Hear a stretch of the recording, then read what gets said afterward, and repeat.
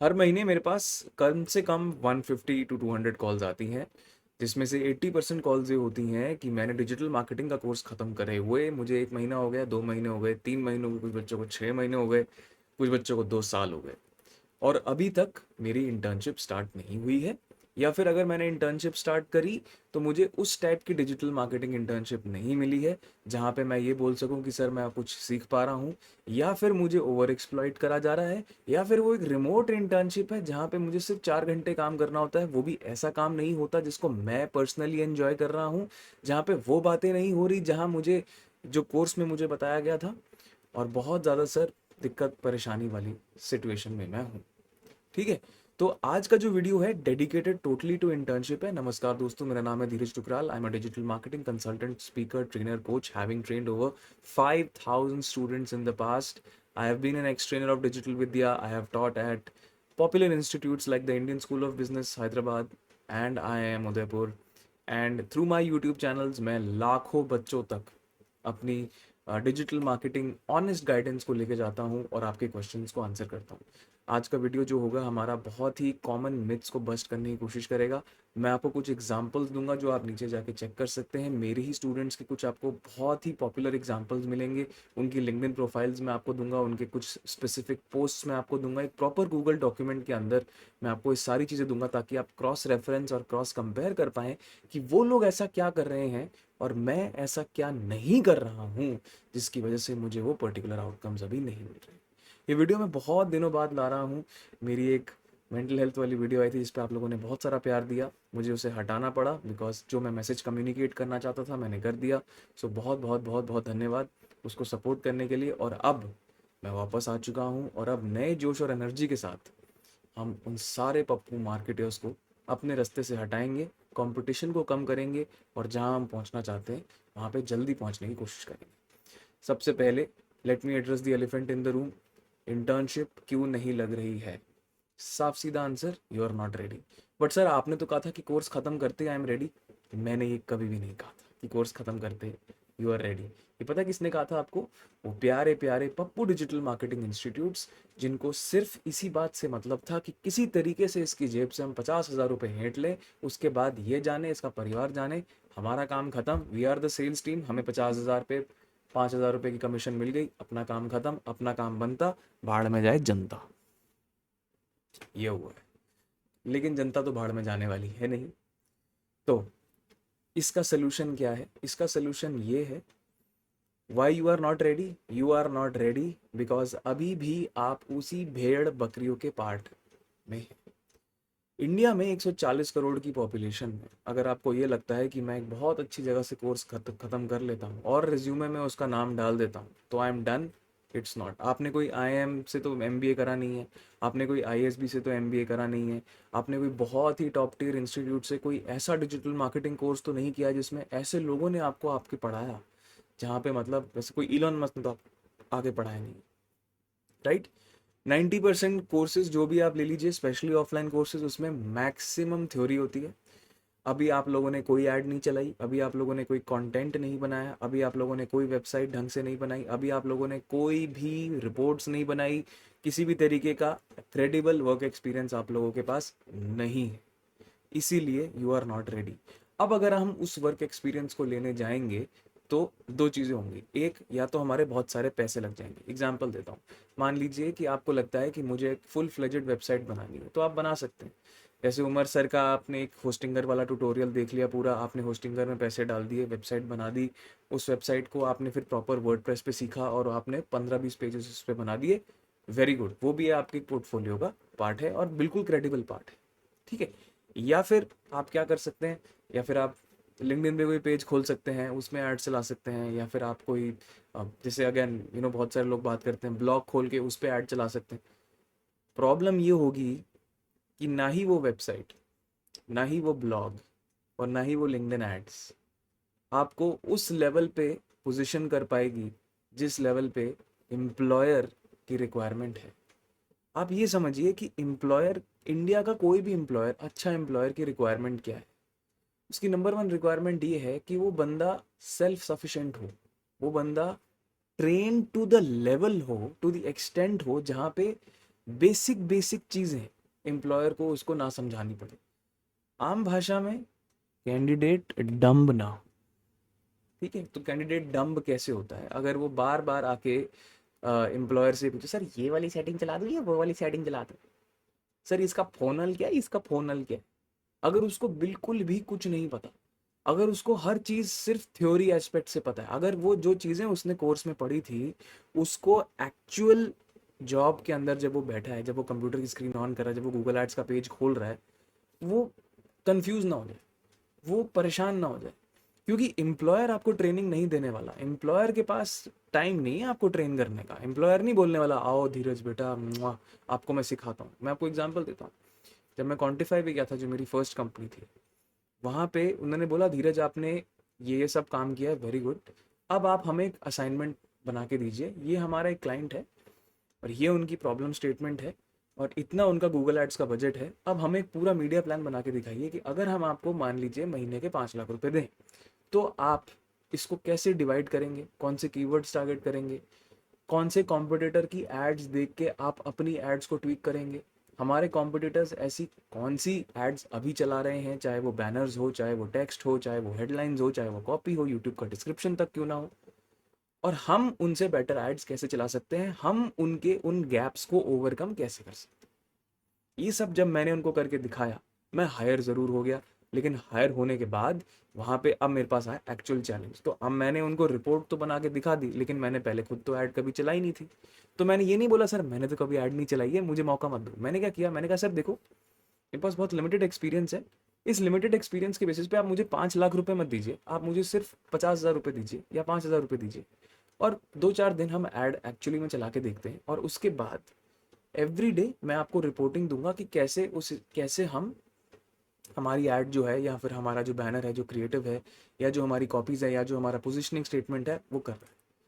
तो they like two things, एक तो कि यार बंदे को रिपोर्ट बनानी पहले से ही आती है, उसको हमें ये नहीं बताना पड़ेगा कि धीरज बाबू ये फनल होता है और ये क्वांटिफाई का फनल है, उन्होंने ये नहीं बताया। उन्होंने सिर्फ इतना बोला ये हमारा क्लाइंट है, ये उनकी प्रॉब्लम है। तो मैं डे वन से प्रिपेयर्ड था कि मैं जो मैंने कोर्स में सीखा था, मैंने कोर्स में फनल तो सीखा था, मैंने कोर्स में मीडिया प्लान वगैरह सीखा था, अब उसको एक्चुअली में एक पावर पॉइंट में या फिर एक एक्सेल शीट में क्या मैं प्लॉट कर पा रहा हूँ, क्या मैं एक्चुअली में उसको एक नॉर्मल बिजनेस ओनर की तरह विजुअलाइज कर पा रहा हूँ। और ये एक स्किल होती है जो आपको कोई सिखाएगा नहीं, ये स्किल ऐसी होती है जो गलतियां करने से ही आती है। ये एक स्किल ऐसी होती है जिसको जितने आप वीडियोस देखेंगे, जितने आप लिंक्डइन पे बहुत सारे लोग ऐसे पोस्ट बनाते हैं, उनसे लेके इंस्पिरेशन लेके जब आप अपनी एक सैम्पल रिपोर्ट बनाएंगे, automatically things will start making sense.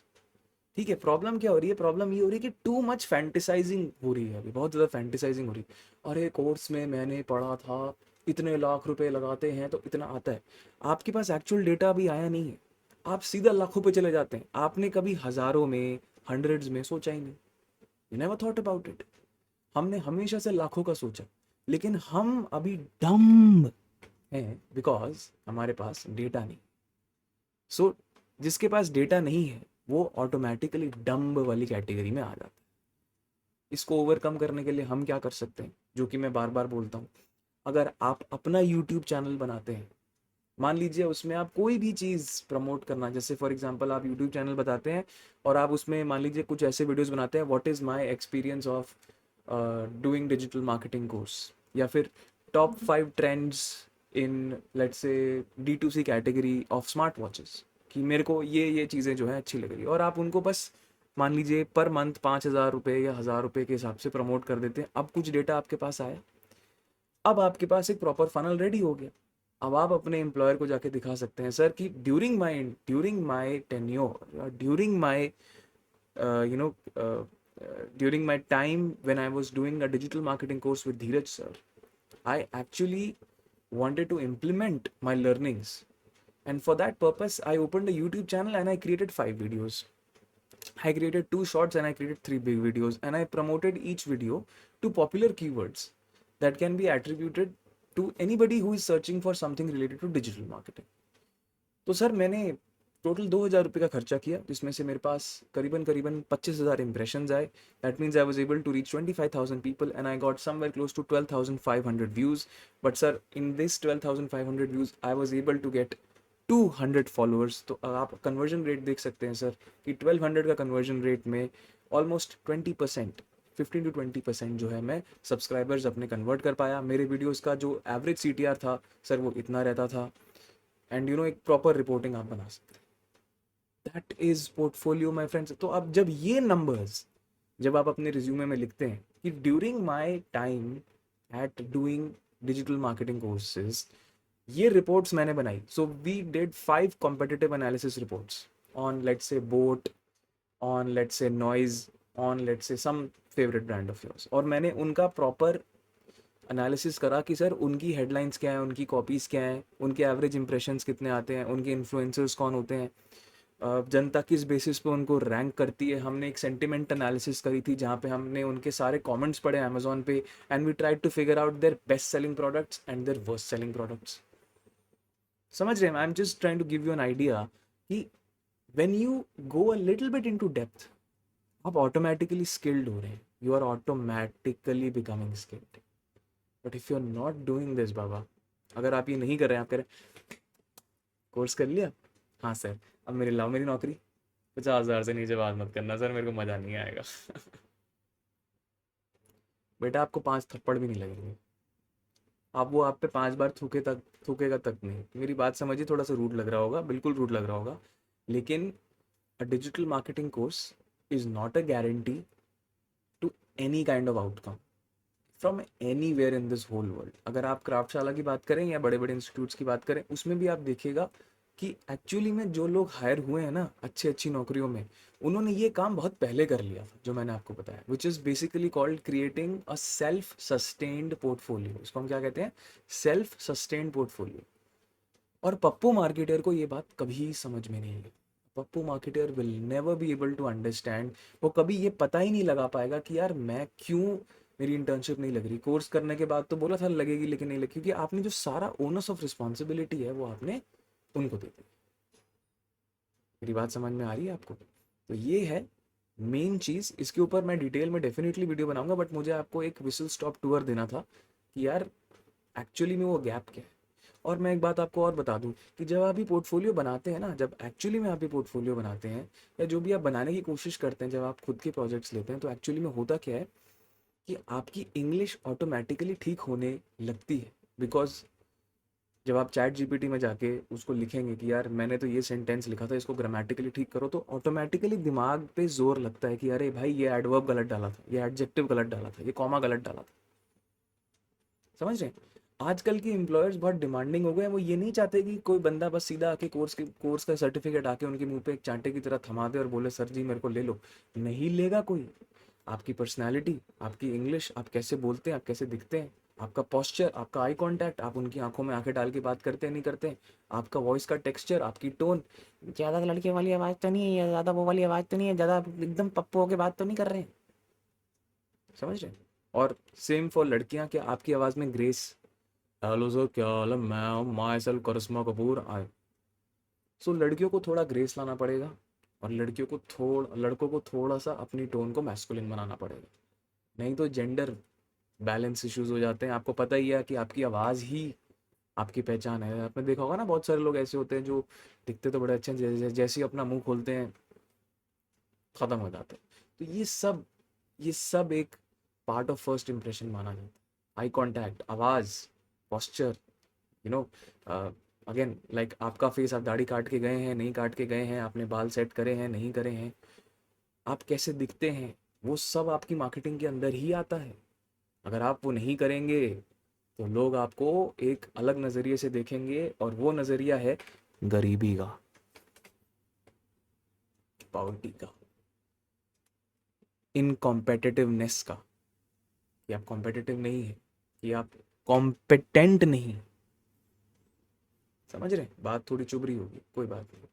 तो ये फैक्टर्स पे जब आप सोचना शुरू करेंगे, जब आप काम करना शुरू करेंगे, तो ऑटोमेटिकली आप देखेंगे कि अच्छी कंपनीज आपके पास आएंगी, आपको पूछेंगी, आपका इंटरव्यू लेंगी, आपसे सलाह मशवरा करेंगी, आपको एक अच्छी पोजीशन ऑफर करेंगी। लेकिन अगर आप एक सब स्टैंडर्ड लल्लू पप्पू कुमार की तरह अगर चले जाते हैं, मुंह उठा के, यूं अपने बाल सीधी करके कंघी मार के, विद केश कांति तेल, और बोलते हैं थैलो पर मिटब दे द इंटर्नशिप, नहीं मिलेगी, जिंदगी में नहीं मिलेगी, अच्छे से अच्छा कोर्स कर लो नहीं मिलेगी।